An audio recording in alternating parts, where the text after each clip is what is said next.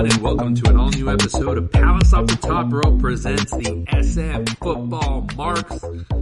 Week 4 is in the books. I'm your host, Palace, along with my co-host, Abraham Trevino. What's going on, buddy? What's up, man? Fun weekend of football. I actually was in Tampa this past weekend. Right. I was there live for the Bucks and the Chiefs on Sunday Night Football. We'll get to that in a little bit, and I'll tell you my experience at Raymond James Stadium. But we got a lot to cover, a lot of stuff going on. Abe, what do you have on the itinerary for us today? So right now, our first topic would be trouble in Tampa. Oh, so we're going to start there. Okay, let's get it. Tampa. Let's get it right off the back. So, folks, for those of you that didn't watch, the Kansas City Chiefs visited Tampa this past weekend. It was a rematch of Super Bowl 55. Obviously, you know, both teams coming off of a loss, the Bucks to the Packers and the Chiefs to the Colts. So we knew they were both going to be coming in there like wanting to win. On the Buccaneers side of things, they were barely getting back Mike Evans, Chris Godwin, and Julio Jones, as well as another member of the offensive line. I think it was Donovan Smith. Chiefs were at full strength. So the question is, trouble in Tampa. I mean, the Defense was shit. I called my defense out on social media, on Facebook. I said they were awful. The special teams were awful. It started off with a kickoff fumble by the return team, and then one of the kickoffs they kicked it out of bounds and gave the Chiefs really good position. So if you take away those really two big errors, it's really a closer game in score, but the Chiefs were for sure the better team, like, you know, bar none. There was nothing wrong with their play on Sunday. Real quick, can you give me an update or the situation that's going on with Cameron Brate's concussion? Like, what's the deal? So he had something with his shoulder, so he came out, I think it was in the second quarter, and they put him back in, and it wasn't until halftime that it was supposedly like he was having the symptoms of the concussion, and then they ruled him out. But then I think it came out later today that it ended up just being an issue with the shoulder, and it wasn't concussion related. But I know it's a hot topic right now because obviously of what happened with Tua on Thursday. Right. Really scary situation. I guess we can correlate both of those issues while we're talking about the Tampa game. Obviously, the independent doctor from that situation was fired from the Dolphins. Tua is, you know, there's no timetable for his return. That hit he took, or slam, or whatever you want to call it, Right. was pretty bad. You know, for those of you that saw the Thursday night game, you know, his fingers were interlocked. It was all weird. If you search it up, it was like something called fencing. Those are symptoms from somebody that had a severe concussion. It's just a very touchy situation right now. But again, it's easy for all of us to speculate and try to be doctors, and that's just the way social media is. Like, people think like they just know they have all the answers, but it's a complicated situation. And even Coach Mike McDaniel, I think I was calling him McDonald on last week's show, Mike McDaniel has been doing the best he can as far as like answering questions about it, but he doesn't know other than like just worrying about the health of Tua. But you know, the NFL is going to be in hot water right now, and all these media and everybody on social media is going to just harp like they think they know all the answers, but you know, at the end of the day, the doctors got to do their job. So bouncing back to this Bucks Chiefs game, the rushing was just not there. Like, Fournette was negative yards. Rashad White was only 3 attempts for 6 yards. I mean, I'll give the Chiefs a lot of credit on their run defense. It was incredible. Their pass defense is a different story because the Bucks put up 30. Yeah, Mike Evans had like 108 yards receiving. Yeah, so that's my only thing with this Chiefs team. Like, I think they're still good all the way around, but that defense, they're going to be struggling to hold on to leads if that pass defense is going to be giving up shots like that. But like I said, hats off to the Chiefs. Obviously, they wanted it more coming off. You know, that was literally the site of the Super Bowl, so it was same building. The teams were the same for the most part, and hats off to them. But to cover the whole trouble in Tampa, I am not worried yet because, again, Brady the week before didn't have Evans or Godwin or Julio Jones and really hasn't had them all together since the start of the season, which I think in that game, Godwin got hurt with the hamstring, Julio Jones with the knee. So they're getting back into rotation. You know, the offense has got to figure out how to score more points early. That was another thing that was kind of a struggle for the Bucs, but they were able to move the ball around. So I'm not worried about that. The defense, on the other hand, while they played super shitty on Sunday, I think this was a good wake-up call for them. And I think they'll come back to form to the way they have been these first few weeks, which has been completely dominant, which is why it was just so mind-boggling that they had this bad of a performance. I don't know. You know, I attribute this to there was a lot of trash talk actually from the Bucs defense. Shaq Barrett was saying some things, and you know, there was just this feeling in my stomach. I was like, dude, this defense is talking a lot, and I know they've been playing well, but you know, Mahomes is he has that dog in him, I should say. Right. So I'm sure he took it to heart, and they played awesome. Hats off to the Chiefs. Got nothing bad to say about them, but I'm not worried about Tampa. I don't know what your thoughts are. It's still early in the season. I'm not. I mean, every time I see Brady get on the field, I always know he's going to do a comeback. I mean, that's just typical old vintage Brady, right? I was a little pissed off because I didn't want the Chiefs to win, but I mean, you know, this is early season. I wanted to ask you, the Cole Beasley retiring. I mean, do you think he was just not even his head was in the game, like, or no? I mean, because they signed him to the practice squad, and then they signed him when these guys were out, right? Right. And it looked like he. I mean, I can't really say that he was out of sync because he hadn't played. You know, right. He just joined his Bucs team, so I mean, he wants to be with his family. So I mean, do you think this is just something?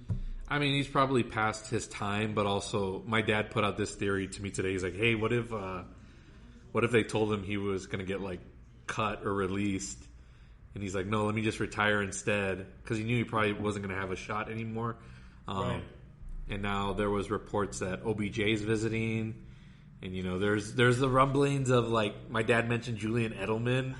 You know, that's still like, you know. You'll love it if OBJ joined, right? Because he needs all that help, I don't think he needs them. What did you tell me off air? Oh, you need all these players. You need that's you. You need all that. You need the super team. But see, look at the Bucs, right? If they get OBJ, get out of here. Evans, Godwin, Julio Jones, and OBJ, right? Well, the only ones I really have faith in right now are Evans and Godwin. Julio's still to be determined. But on paper, but we're not. But we can't do it on paper. We got to do it by the actual production. See, you deflect off that. How am I deflecting? Because I told you. Because you're like, oh, you need an all-star team. That's you, though. No, this is the Bucs. Because why? What is that saying? That's signifying that Tom Brady needs help now. The extra help? Not really. Huh? What do you mean? He doesn't. He's good with what he has right now. Even if Beasley stayed or didn't stay, it doesn't matter. Oh, Beasley, get out of here with that guy. But the fact that OBJ if he signs with them, I'm just mentioning the reason of why the Beasley thing is happening right now, because that could be a reason. But I'm not like, oh my god, I hope they sign OBJ. No, I don't care. They sign him. Oh, you're gonna love it. I don't care. You'll be the first one to buy a jersey. It was the same thing when Antonio Brown showed up. It was like, okay, cool, maybe he'll help. I was like, maybe he'll help. No, because if you remember me correctly, because even when he went to the Patriots, I was like, dude, I don't know. Like, if he helps, okay, but I'm not banking on anything. Same thing with OBJ. You liked it when he was with the Patriots. You were like, oh, yeah. No, I wasn't. No, I didn't. Him and Brady had great I have all my social media posts about all that, and everybody could attest to that. I was like, be cautious with him. Same thing with OBJ. You know, he's a little injury prone.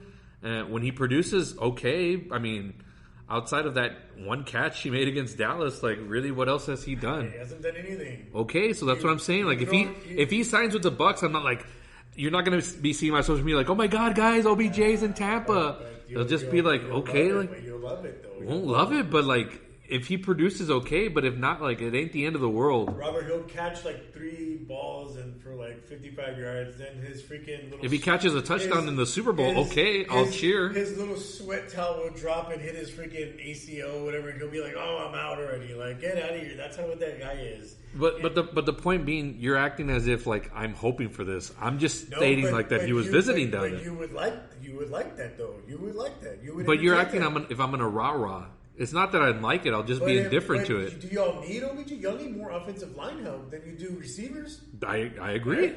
I agree. I don't have Miller. I agree. You got tight ends. Okay. You got running backs. But I'm not saying what am I saying that's like making you like because you'll be like that. You'll be like, be like what? OBJ, I'm unstoppable. Dude, I like Cole Beasley more than OBJ, and I was just like, okay, cool. Like Cole Beasley, he was on the Cowboys, right? Huh? No, I liked him because he had his own mind and opinions, and Dallas was done for letting him go.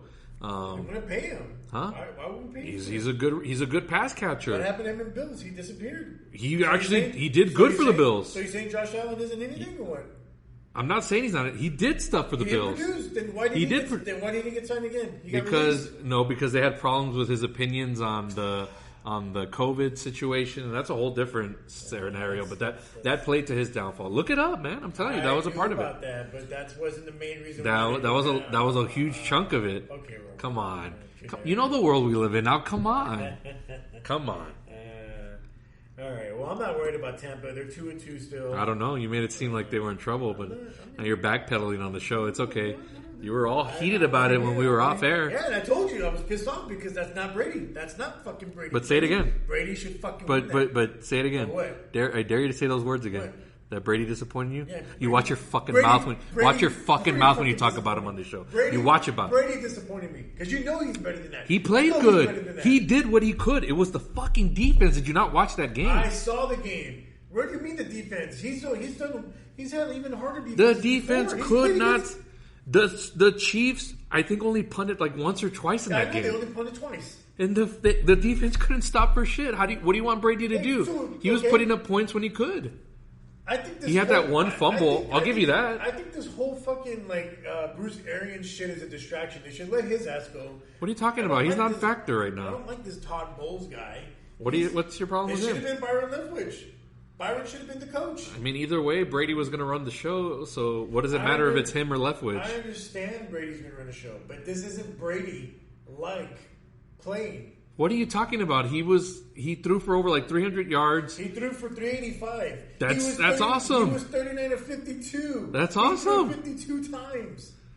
What do you want? That's Fournette's problem for not being able to run. So now it's the running back's problem. No, because like I said, I gave credit to the Chiefs' run defense. They were just good, and they're going to be good all season. We'll see. Those are my thoughts on that. But it's fine. All right. What's the next topic? Next one. The Ravens. Can they rebound of that fourth quarter decision from Harbaugh? Also, the fallout, the fight that Peters, they had to break. I don't know if you're gonna have to explain that to me. So what happened? Because I didn't get to catch the end of that game. This was more like the play of like the Bills. It was like a fourth quarter decision from Harbaugh. Peters didn't like it. Peters was pissed off. Okay. Peters tried to attack Harbaugh. So, they had to break him up. There was like a little brawl going on. But my thing is the Bills, they're a good team, right? Right. So, this really isn't a shocker. But this is more of like, what are your thoughts about the Peters fallout? Is that something to really get heated up about? Not really. It's a well-run organization with Harbaugh and the culture there. They're going to be fine.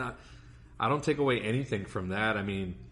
You could say that if they were losing to the Jets or something. Right. Realistically, though, what are your thoughts on players when they try to go after coaches? Like when they want to. Well, did we talk about this last week? But that whole Eric Bieniemy and Patrick Mahomes. We talked about that. Like Patrick Mahomes was just wanting. I think he just wanted to run another play or whatever the case was. Right. I'm okay for players getting heated if they feel like Brady used to do it all the time with.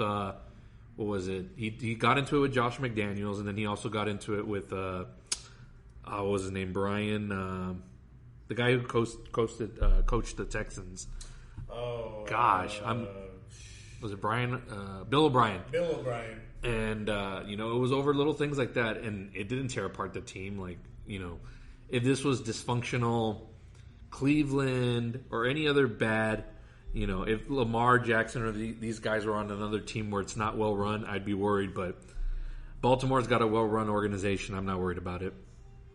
Okay, so right now, as far as the season goes, it's still young, of course. You're not really worried about them. And this was if they would have lost to the Jets, I probably would have been like, man, that shouldn't have happened. But this is a Bills team. They're going to be in it in the end, and so will Baltimore. Right. I think right now still. Lamar Jackson's in the running, at least top 3 for MVP right now. So, I'm not worried about it. Okay. let's talk about the Eagles. Okay. Buy or sell? Are you sold on them? Will they continue dominating the way they have been the first 4 weeks? We talked about this at the beginning of, was it the last episode? Where like every year there's a team out the gate that starts off like incredible, or at the end they catch fire. Right. This year it could be the Philadelphia Eagles. I think they're going to win a lot of games, but I think come playoff time, they may be able to win a playoff game, but if they run into like Tom Brady, or when the Rams get healthy again and they run into Matt Stafford, or even if they matched up right now, I don't think they match up well with the 49ers. Like, I think the 49ers that defense would tear them apart. Right. There's a ceiling to it, but they're close. I think like another year or two, this squad develops. AJ Brown's been like an incredible pickup for them. Right. So they're making strides, but I don't think they're there yet to make it all the way. Okay. But I'm buying them for right now. Yeah. In the beginning on our last episode, I remember we talked about like the NFC East, and I was like, well, I mean, the Commanders, I thought were going to be coming off like hitting hard, and then it was like, then there's the Eagles, and then it was the Cowboys and the Giants, and then this year it kind of was like flip flop from that, right? Like the Giants, everybody was like 2-0 except for the Cowboys. Going now like into week 4, heading into week 5. I think the Eagles' defense is more of the dominance of that than the offense, because I mean, this game against Jacksonville, Hurts didn't have any touchdowns and he didn't throw any picks. He threw for 283 and he rushed. But it was also a rainy game too. Right. So it was more of like defense, and it was more of like special teams kind of play. I really thought the Jags were going to come out on this one, but the Eagles won it. My thing with the Eagles is, I think if you do a flashback of when they had McNabb, right? And even Vic too, where they had like these little runs in the beginning, and then towards the end they just kind of like got caught, and they were, people were beating them, and they didn't really make the playoffs. I think they didn't make the playoffs with Vic, and then with McNabb they did, but they just didn't go far. So here, I think you're right. I think they have all the pieces right now, though. They're a playoff team for sure. They're going to be in the playoffs. They are a playoff team. I don't think they're going to go any further than a wild card. But would it surprise me if they ended up like in the NFC title game? I don't think so. I could see it, but for me, as of right now, they're a buy. Are they a buy for you too? Buy in? Oh, but yes, okay. definitely. Okay. I mean, I don't know if I've told you this, but I mean, I'm worried about them. I was more worried of the Commanders in the beginning, but they're just, I don't know what's going on with that. It's a bad team, man. Yeah, Ron Rivera might be one of those coaches on the hot seat, along with like.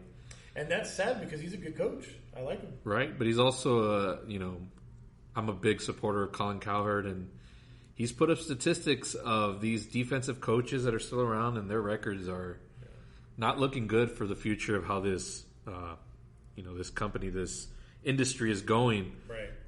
So we'll see how long he lasts. We'll see, man. But at the same time, I kind of think it's their fault because they don't go after these wide receivers. I think they need receiving help. They need a running back. I mean, they have Curtis Samuel. I mean, he's mediocre, and then they got McLaurin. I mean, he's great or good, but these are like in-house. Like you need someone flashy. Like it would be good. I mean, Carson Wentz.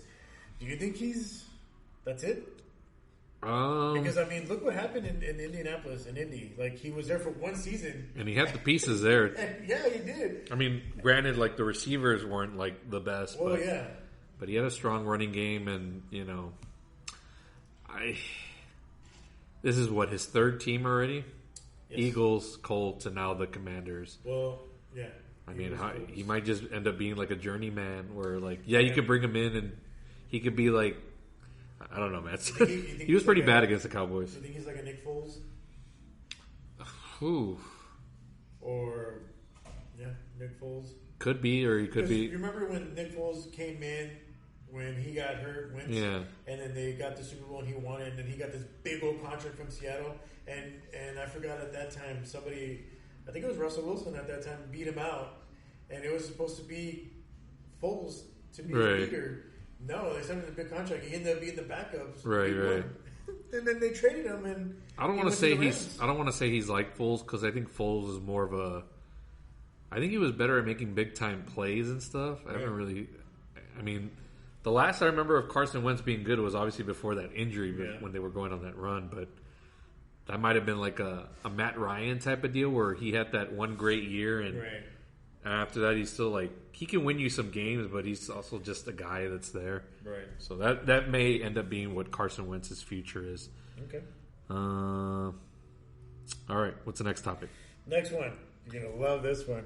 Here we go. Should the Cowboys let Dak come back early against the Rams, or should they stick with Rush's hot hand before inserting Dak? Well, I think it already came out today, that Dak's not ready in his hand. Like, he can't grip the ball. Right, but I mean, even if it's not the Rams, the next game, do you think, are they rushing this guy back? I mean, do they really need him back? I mean... Well, here's the thing, and again, this goes back to, the whole thing with Tua, and I know doctors or, committee should come in and step in if they feel necessary, but a player knows their body. Like, if Dak feels he's ready to come back, you have to play him only because you paid him all that money to be the guy. But is it right to just tell Cooper, hey, thanks, man, for the 3-0 start, you can go ahead and sit back down? Well, at the end of the day, it's a business. That's Jerry's fault for paying him all that money. So they have to live and die with that. But on the flip side of that, if Dak comes back and he plays poorly, then you have all of Cowboys Nation, everybody. I don't know, Robert. Giving shit. Look, so Rush is doing good, right? Mm-hmm. But if you put Dak in and then he sucks, he's sucking it up, and then you put Rush in, I'm like, what the hell? Why did you even take him out in the first place? I would just be like, hey, Dak, you can go ahead and just relax, heal up, right? We got Rush. There's nothing going on with Rush. He's doing what he needs to get done, right? But then why did you pay Dak all that money if he's not your star quarterback? Yeah, Robert, it's the same thing. Okay, so for instance, for you, let's say you come in for the starting quarterback and you're like Tom Brady with Drew Bledsoe, right?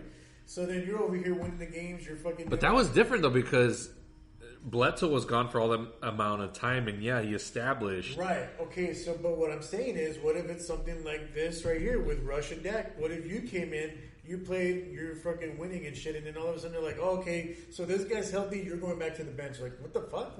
Well, we could say the same thing for Teddy Bridgewater when they went 5-0 without Drew Brees, and Drew Brees was already kind of at the end of his career, where it's hey, man... And then they brought him back in.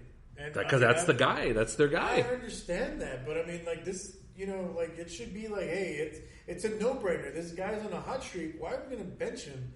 And I understand that they're paying this guy money, and I think they overpaid him. But you saw how he played the week 1 against the Bucks before the injury. Right. This was trash. And then all of a sudden now Rush is over here connecting, with these players. And then for some reason Zeke's running a little bit better. So I don't know. You all are in an interesting position, but it's going to be drama either way because that's what the Cowboys are all about, headlines, and Jerry loves all this shit because it keeps them relevant in the conversation, despite your 3-1 record. But that's a topic we'll get into later on. Right. But to answer your question, should Dak come back early? I would just write it out until that guy loses or whatever. Right. All right. You got anything else to say on that? Not on that. I'm good on that. Real quick, I know you didn't want to talk about it, but we can do it because I don't want you to be like, oh. What? The fantasy. Let's talk a little bit fantasy. I went 3-0 this weekend, folks. Right. Me not having to do trades or mess with my rosters. I trust the guys I drafted, and I'm doing fantastic right now in all 3 of my leagues. I think I don't want to say worse because I'm actually at 500 in our league, so I'm actually projected to win by 1 this weekend, but that projections don't mean shit because the games actually have to be played, and how you mentioned you're not confident with your teams or whatever, and I told you you never know what's going to happen. And look, I had Tua. I ended up winning that game either way, but he only gave me 2 points because he got freaking hurt. So you just never know what's going to happen. So you can't go in and be like, yeah, it's going to be easy. You don't know what's going to happen in these games.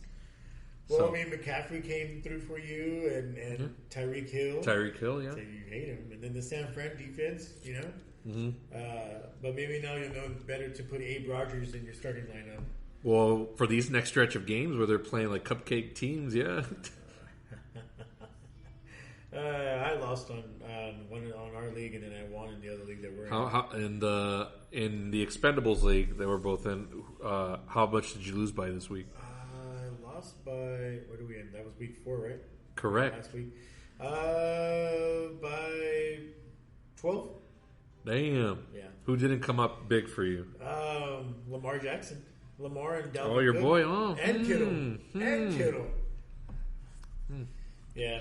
He had Debo Samuel, so of course his guy. Well, Kittle, I think will be good in the long run. They'll get him back in because he's barely came back like a week or two ago, right? Right. Yeah. So he's getting back into the groove. And Jimmy G. This was really his only his real second start. Right. So he's getting back in the groove too. So yeah, I had Josh Jacobs on the bench with 34, and then Russell Wilson came to play this past week. Who would have thought, huh? That's I don't know. That one's going to be an interesting one throughout the rest of the season because, before I made my Super Bowl prediction, this was like months before. I was like, man, Denver's going to be awesome. Yeah, remember before our last season, we were like, shit, we were like, damn, this is a scary division. Yeah. And now it's just, what the hell? Like, that's what's great about the NFL, man. Yeah. Like these games have to be actually played, and you can't go by what's on paper. Right. So you're playing Louis. Yeah. Next week, you're projected to win by 1, and then I play Marissa. I'm projected to win by 14. We'll see, man. So we'll see. Yeah, anything can change. All right, so that's enough about fantasy. Before we go to our game picks, real quick. So for the weekly picks, Robert, you came in with 9-7, and myself 6-10. Say that a little louder for our audience. You went what? 9-7, Robert. 6-10 for me. 6-10. So right now I'm up ahead in our weekly picks. Not y'all shouldn't be shocked. I know my stuff, so I went above 500. So he can say I did bad, but I'm above 500. This guy went 6-10. Right. Do a better job, Abe, with your analysis on these games. That's all right. Are we ready to get into week 5? We're ready to get into week 5. All right, folks, here we go. Let's start with the Thursday night game. It's the 1-2-1 Indianapolis Colts traveling to face the Denver Broncos at Mile High with they're 2-2, the Denver Broncos, with Russell Wilson and questionable Nathaniel Hackett. I guess maybe they're starting to figure things out. Do you want to go first or do you want me to go first? I'll go first. I don't like this game on Thursday night, but Randy Gregory is out, and Jonathan Taylor's out for the Colts, so that's huge. And Jamal Williams for the Broncos is out as well. So now Melvin Gordon probably gets the nod. When Matt Ryan went to the Colts, I thought maybe this was like, all right, cool, that was a good upgrade from Wentz, right? Wrong. I just think that they're not in sync, and Jonathan Taylor hasn't been the Jonathan Taylor of last year, but he's out. So if I'm going to go with anybody, I'm going to go with the Broncos. I just don't like the Colts this year. Yeah, I mean, even though they did beat the Chiefs, what was it, like a week or two ago? Right. But the fact that you're right, Taylor's not playing, but he hasn't been up to what he's been doing last season. Mm-hmm. But even then, he kind of caught fire like in the middle of the season towards the end. So the Colts could also be a team that catches fire at the end of the season. That's just always been their MO a little bit. I think Russell is going to start to really take over this offense a little bit, and the Nathaniel Hackett thing's not working because a lot of their stuff has been pretty basic in terms of their offense, and just what's the saying? Let Russ cook. Just let him cook. Let him do what he does best, and he's better as like a Mahomes, Aaron Rodgers, where they kind of ad lib and they just they get out of the pocket and swing out and just do their thing. Right. If Russell can get to start doing that. Also, his offensive line's got to play better, too, so they got to give him time.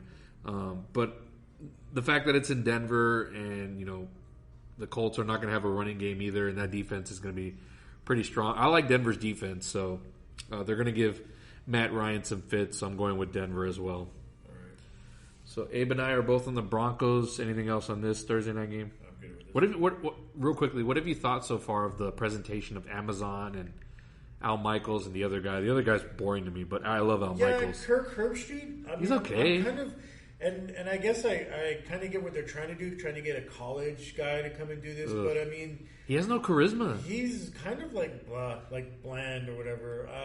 I like Al Michaels. I wish they would have put like somebody else with him. I'm still hoping to one day see Al Michaels and Tony Romo as a team, right? Because if you've noticed, like whenever Al Michaels is like riffing or trying to do his thing, like the other guy doesn't know how to. What's his name?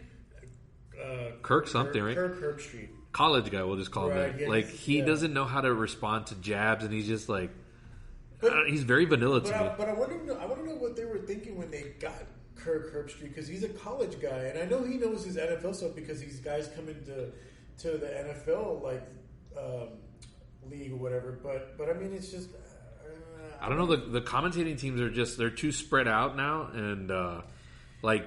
Sunday Night Football is not the same. Like Collinsworth, I'm fine with, but Tirico is.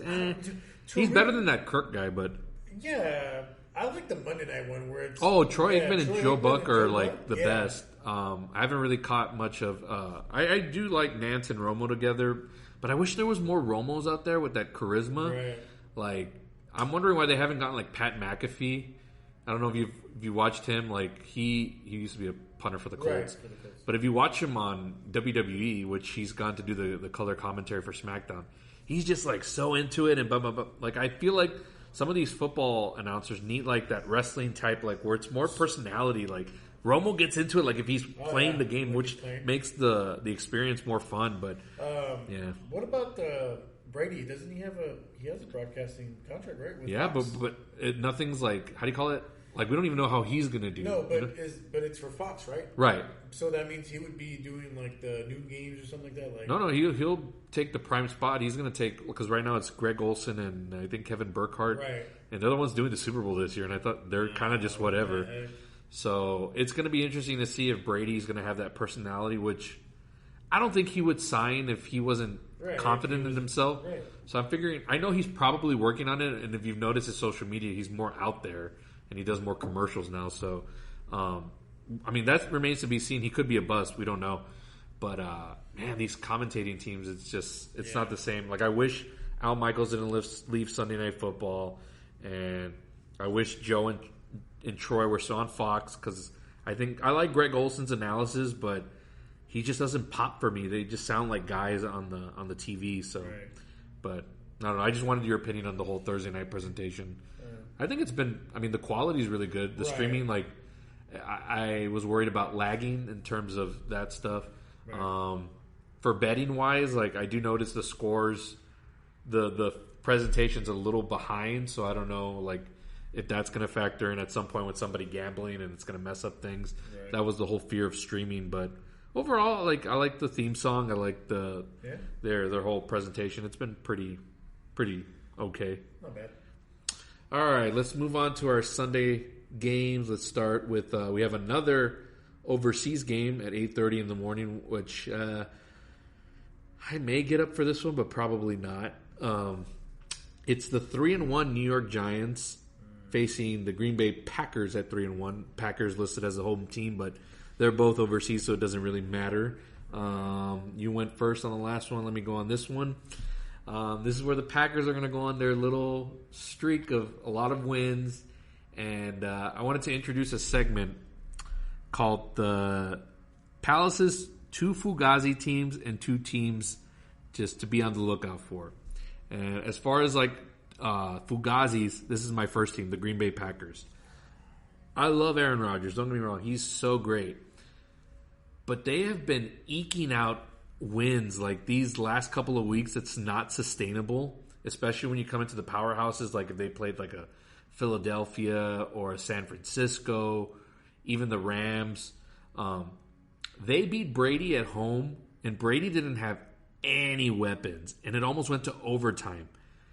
This past weekend against my New England Patriots, which I didn't even want to watch because I knew it was going to be like a romp because Mac Jones was going to be out, and then I see that the game was freaking close, and it went to overtime with a third-string quarterback, and I think his name was Bailey Zipp. Yeah. Like, holy shit, like, the Packers cannot keep winning this way, and even Aaron Rodgers said it himself, that the way they're winning right now is not sustainable for the future, so they're on my Fugazi list right now. they're going to rack up a bunch of wins right now. They could end up 6-1 by the time this little stretch is over. But I look at everything in context, man. Like, I just don't think Green Bay has a good enough team to make a strong run in the playoffs. They'll get in, but when they get to those powerhouse defenses, and then if they were to face Tampa again, if they had just had Mike Evans, I think they would have won. But you're telling me right now, if they face Tampa again, would you expect the same result? No. Okay. So I'm picking them, but they're a Fugazi team in my mind. Oh, Robert. Who do you got? I'm gonna go with the Packers. I mean, I'm Aaron Rodgers. I'm the 4-time MVP. Okay. Right. But what do you like about the Packers so far? What do you like about their wins against the Bucks and against the Patriots, where those should have been romps? But see, this is the same thing that I say about Brady, right? That Brady doesn't need all that help. It's the same thing with Rodgers. He doesn't need. But Rodgers ain't on the level of Brady, and you know that. You know that. Robert, but he pulls the wins, though, man. But how come he can't do it in the playoffs then against the teams that matter? Why is he getting stopped by San Francisco like the last 2 times they faced in the NFC title games? Like, come on, bro. I mean, the defense isn't that bad either, though. The defense is good, but the defense is helping out. Offense, he bails. That's the difference between Rodgers and Brady. Is that Brady will, when it push comes to shove, if he has to make something happen in the fourth quarter, which he almost did in that freaking game against the Packers, but Rodgers will bail and can rattle him. Rodgers can do the same thing. What are you talking in the fourth? What do you mean? What are you talking about? In that second half against the Bucks, he couldn't do anything. Okay. I mean, what do you got to say about that? He couldn't do anything. Okay. If you rattle him, Tampa has a better defense than. Okay, I'll give you the Patriots one, but the Patriots D is not as good as the Bucks D. We can admit that, right? Yeah, right.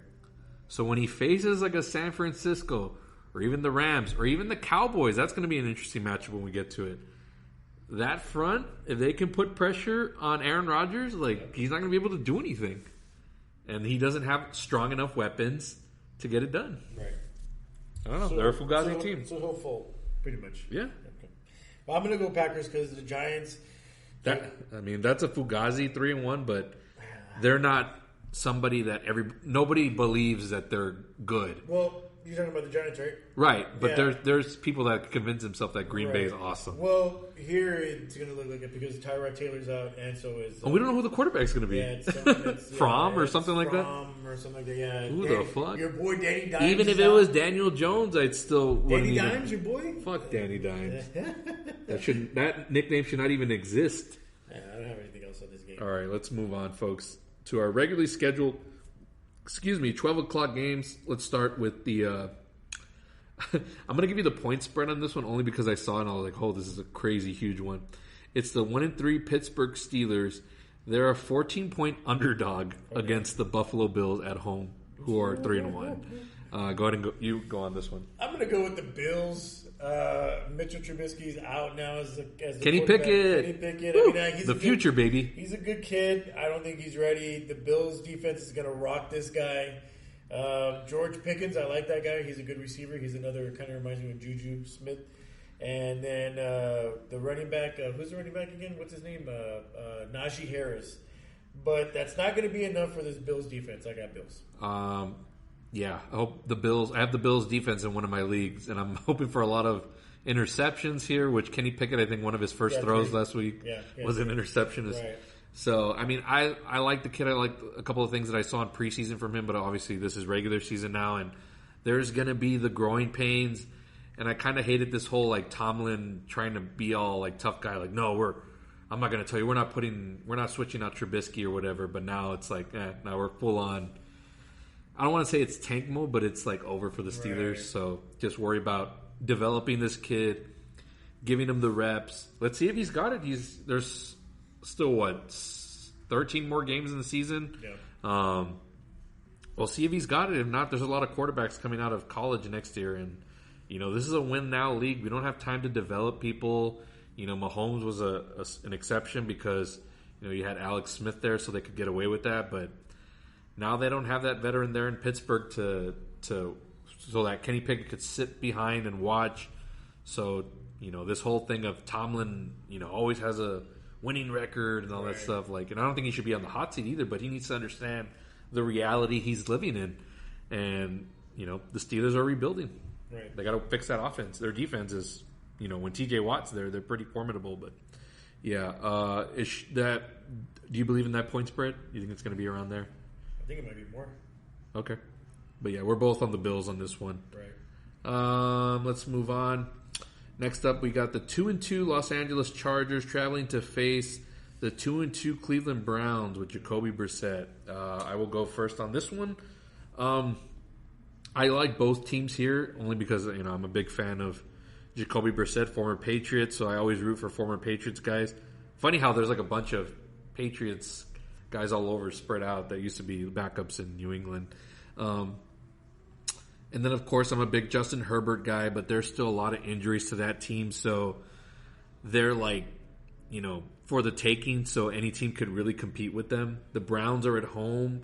I'm going to go Browns here just because I want to see the Browns continue to get wins, so that way when Watson comes back, they maybe don't want to go directly back to him, even though they are because they paid him all that money, but I don't think he deserves it.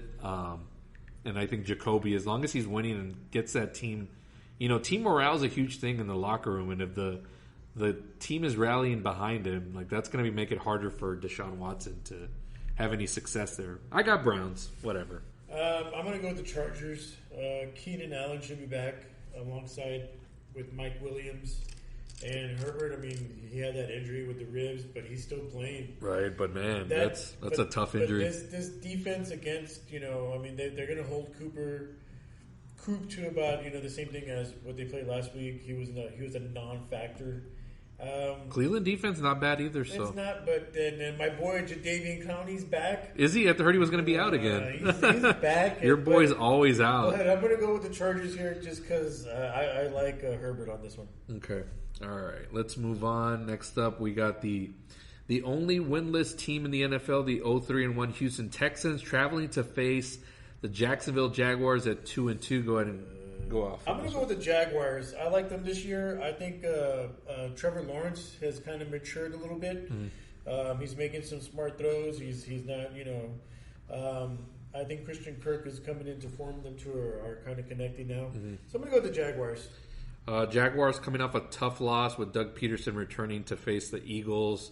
They were up 14-0 at one point. I think I was at the meat market with my uncle and my dad while this game was going on, and I saw the score, and I was like, dude, is Jacksonville going to do it? But, I didn't realize there was weather conditions also, so I don't think Jacksonville is a bad team. I think they got a rebuilding culture going on there. I think Doug Peterson's doing a good job. Trevor Lawrence had a couple of interceptions, but